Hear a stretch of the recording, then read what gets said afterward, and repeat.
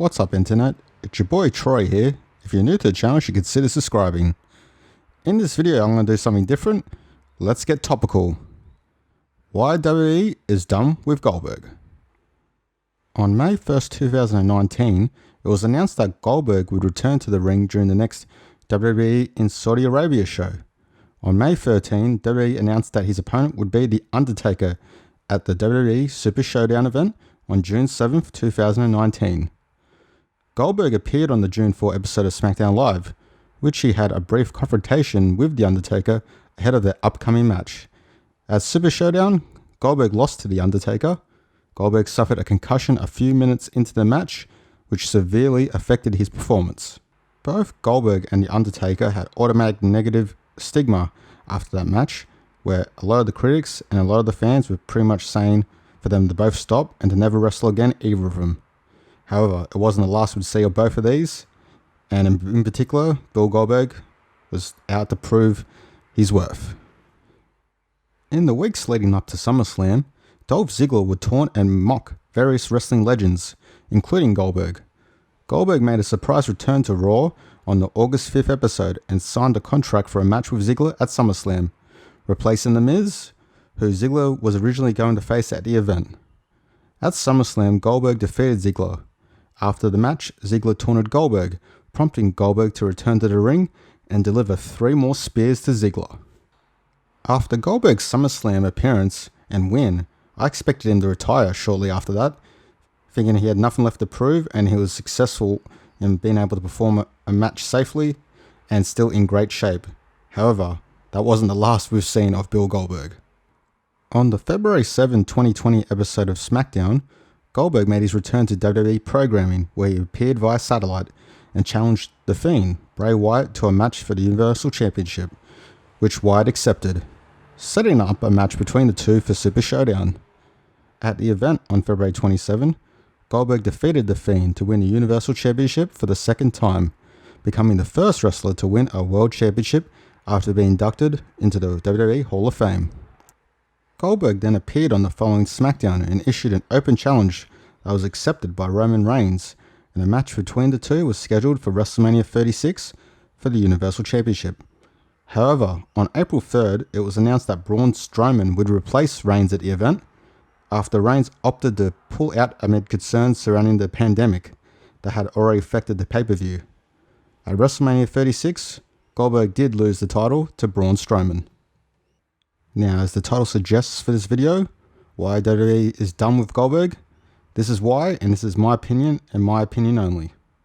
After doing some internet research, I've gathered information that Goldberg backstage has a bad rep, where he doesn't get along with certain people, and for instance, one of them is the uprising new SmackDown talent Matt Riddle, where they had a confrontation that was even showcased on the WWE network, where they basically just don't get along and they nearly went to fisticuffs backstage. So the fact that he can't get along with talent and he is 100% near the end of his career tells you something, tells you that he's done. Like, he wants to just do things his way and his way only. So that's something that Vince McMahon doesn't really like, and that's the thing that he'll sort of try and not let happen. Therefore, that's one of the major reasons why Goldberg is done with WWE in general. Another major thing is Paul Heyman was one of Goldberg's biggest supporters. Now, Paul Heyman was the head of creative for Monday Night Raw. However, he has recently been removed from that position, and he's, as far as I'm aware, is just an on-screen TV talent only now. So therefore, he has no real control on what happens with storylines and whatnot. So the big supporter of Goldberg being Paul Heyman, who actually inducted him into the WWE Hall of Fame in 2018, is no longer there creatively, is a big sign that Goldberg might be left in the dark when it comes to being able to return for another match or another storyline or angle with any big money profits coming from it. Now, Goldberg's matches themselves, they look very dangerous, very risque. Like, back in the day, in his prime, in like the WCW era, and even when he first made his appearance in the WWE, he was able to perform, 15, 20-minute matches safely, and he'd be his best matches would come in like a 10-minute sort of range, even though his best match probably to date in my mind was probably his match at Halloween Havoc with Diamond Dallas Page. I believe it was 1998. That match was just so good that no one expected it. So I don't see him ever doing matches like that. And even the last few returns, you can tell that the WWE brass doesn't necessarily trust him with long matches, as they rather have him in like a 2 or 3 minute match, just doing a couple of spears, a jackhammer, and copping the other opponent's finishes as well. And that's about it. So that's another reason why you can rest assured that you won't really see quality matches from Goldberg. And that's what people are dying for. And that's what people are wanting to see in their wrestling these days. Not just quick 2-minute squash matches. That's what they do for wrestlers they want to build up, and wrestlers just bringing in for one night only appearances. So I don't see that occurring in Goldberg's case anymore.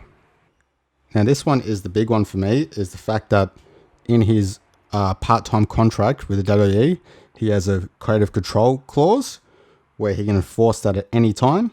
So the fact that he used it for his Super Showdown match with The Fiend Bray Wyatt, where The Fiend was red hot. He still may be the hottest thing in wrestling. He definitely was at the time.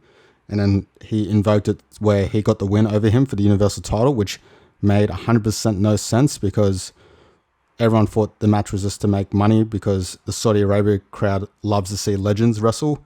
Therefore, that's why Goldberg was brought in, for the big bucks. And yet they had him get a clean win over The Fiend, which hurt his credibility just a little bit. And also remixed the whole WrestleMania card.